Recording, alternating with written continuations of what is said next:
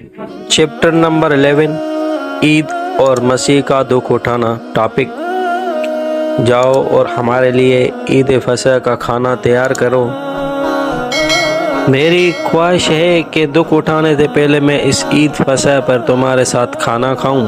मैं ये इस वक्त तक दोबारा नहीं खाऊंगा जब तक खुदा की बादशाही इस ज़मीन पर नहीं आती। इस वक्त तुम मेरी मेज़ पर खाओगे और तुम इसराइल के 12 कबीलों का इंसाफ करने के लिए तख्त पर बैठोगे। मैं तुम्हें कुछ बताऊंगा ताकि जब ये तुम पर ईमान लाओ। कलाम मुक़द्दस ज़बूर 9:41 में इसकी पेशन गोई करता है। जो मेरे साथ रोटी खाता है मुझ पर लात उठाता है, क्योंकि मैंने तुम्हें बता दिया था कि मेरे पकड़वाने वाले का हाथ मेरे साथ मेज़ पर है।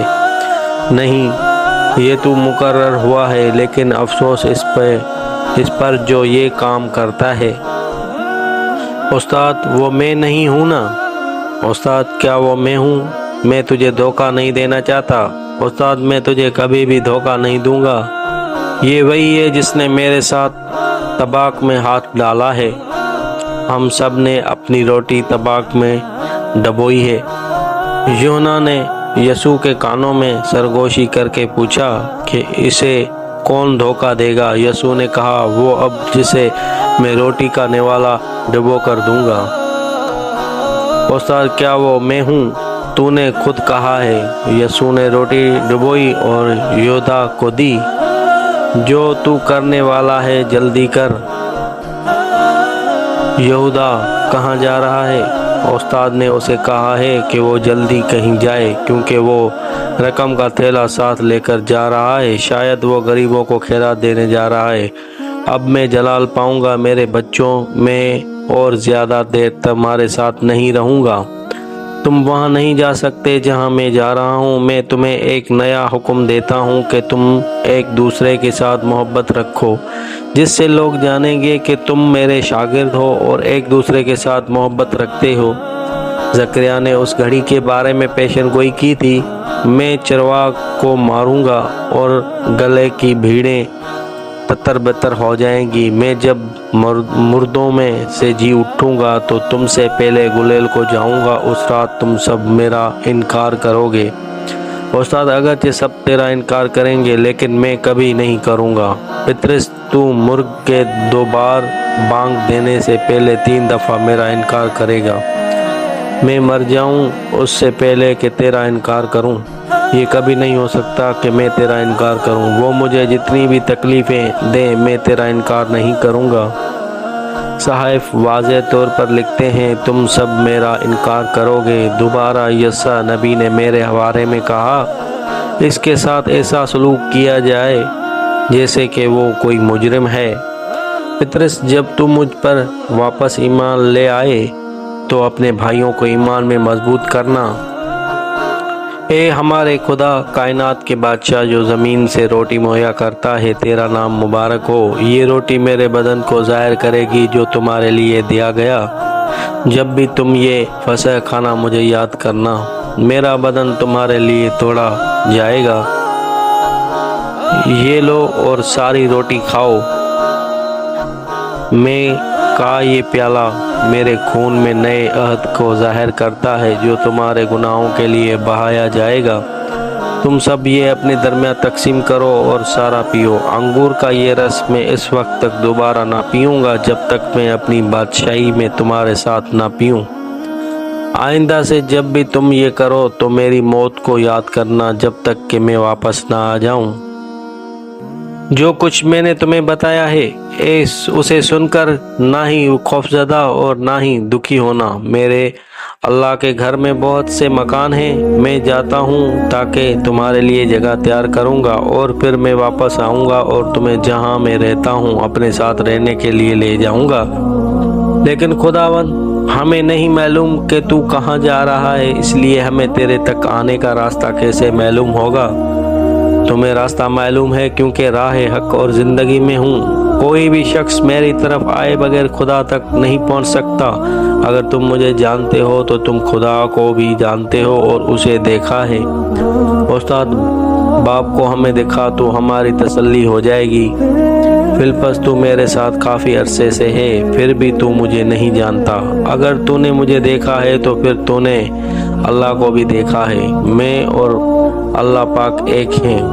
میں تمہیں اکیلا نہیں چھوڑوں گا، میں تمہارے پاس آؤں گا۔ دنیا مجھے پھر کبھی نہ دیکھے گی، لیکن میں روح قدس کو تمہارے درمیان سکونت کرنے کے لیے بھیجوں گا۔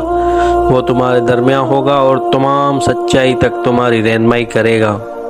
اگر تم مجھ سے محبت کرتے ہو تو میرے احکام پر عمل کرنا، میں تمہیں اطمینان بخشوں گا جو کہ دنیا کبھی بھی چھین نہیں سکتی۔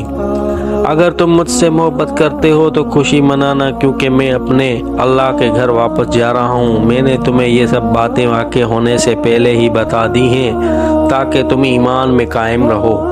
اٹھو چلو ایک گیت گائیں اور اس کے بعد ہم باغ میں دعا کے لیے جائیں گے۔ یسوع اور 11 شاگردوں نے ایک آخری گیت اکٹھے گایا۔ خاموشی سے پیچھے آؤ، ہم اپنے پوشیدہ مقام پر دعا کے لیے جائیں گے۔ اداس نہ ہونا کہ میں نے یہ کہا ہے کہ تھوڑی دیر بعد میں تم سے جدا کر دیا جاؤں گا اور پھر تھوڑی دیر بعد تم مجھے دوبارہ دیکھو گے۔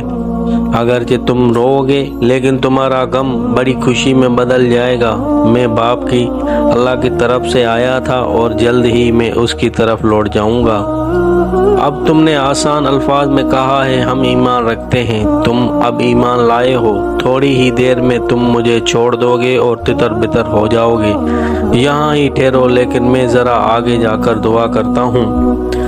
اللہ پاک، وقت آ گیا ہے، جو کام تو نے مجھے دیا تھا میں نے مکمل کر لیا ہے، اور اب مجھے اس جلال کے ساتھ جلالی بنا دے جو میں دنیا کی تخلیق سے پہلے تیرے ساتھ رکھتا تھا۔ میں نے ان کو تیرے بارے میں تعلیم دی ہے اور انہوں نے میرا کلام قبول کیا ہے۔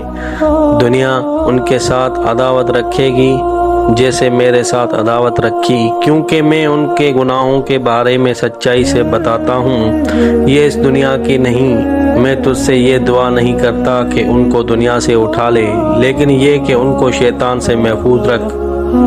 میں ان کے لیے دعا کرتا ہوں جو ان کی گواہی کی وجہ سے مجھ پر ایمان لائیں گے۔ میری خواہش ہے کہ یہ سب میرے ساتھ ہوں جیسے میں تیرے ساتھ ہوں۔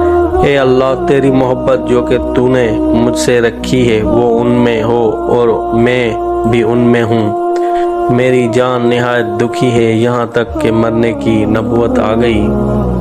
اے اللہ، اگر یہ ممکن ہے تو قہر کا جو پیالہ میں نے پینے والا ہوں مجھ سے ٹال دے، لیکن پھر بھی میں اپنی مرضی نہیں بلکہ تیری مرضی پوری کرنا چاہتا ہوں۔ اگر مجھے یہ کرنا ضرور ہے تو میں یہ پیوں گا۔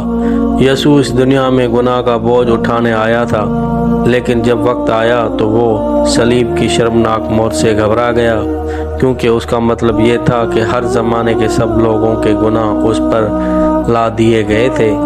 اے اللہ، اگر یہ ممکن ہے تو اس پیالے کو مجھ سے ٹال دے، لیکن میری مرضی نہیں بلکہ تیری مرضی پوری ہو۔ یسوع کا پسینہ خون کی بوندیں بن کر ٹپک رہا تھا۔ اچانک ایک فرشتہ ظاہر ہوا اور یسوع کو تسلیاں دیتا رہا۔ اے خدا کے مقدس، تیرے دکھ کا وقت آ پہنچا ہے، لیکن تیرا اللہ تیرے ساتھ ہے۔ آسمان کے سب مقدسین کل تجھے دیکھ رہے ہوں گے جب تو دنیا کا گناہ اپنے اوپر اٹھا لے گا۔ ہم وہاں ہی تھے جب تو نے دنیا تخلیق کی، ہم وہاں ہی ہوں گے جب تو اسے نجات بخشے گا۔ کل شیطان شکست کھائے گا اور انسان کے گناہ کی قیمت ادا ہو جائے گی۔ یہ میرے لیے سب سے اہم لمحہ ہے۔ ابتدا سے خدا نے یہ دنیا انسانی نسل کے حوالے کی، لیکن ہر انسان جب وہ گناہ کرتا اور خدا کی نافرمانی کرتا ہے تو اس دنیا میں اپنے حقوق شیطان کو دے کر محروم ہو جاتا ہے۔ میں اس دنیا کا حقیقی وارث ہوں کیونکہ میں نے اسے تخلیق کیا ہے، اور میں حقیقی وارث اس لیے بھی ہوں کیونکہ میں آدم کی نسل میں سے ہوں۔ مجھے مسلسل فرما برداری کرنی ہے جب تک کہ ہم شیطان کو مکمل طور پر شکست نہیں دے دیتے۔ اٹھ یہودھا، تباہی کا بیٹا تیرے ساتھ غداری کرنے کے لیے آ رہا ہے۔ اللہ پاک، میں اسی مقصد کے لیے دنیا میں آیا تھا۔ تم سو گئے ہو، کیا تم ایک گھڑی جاگ کر میرا انتظار نہیں کر سکتے تھے؟ اٹھو، مجھے گناہ گاروں کے حوالے کر دیا گیا ہے۔ استاد تجھے یہاں دیکھ کر بہت اچھا لگ رہا ہے، لیکن مجھے ڈر ہے کہ میرا پیچھا کیا گیا ہے۔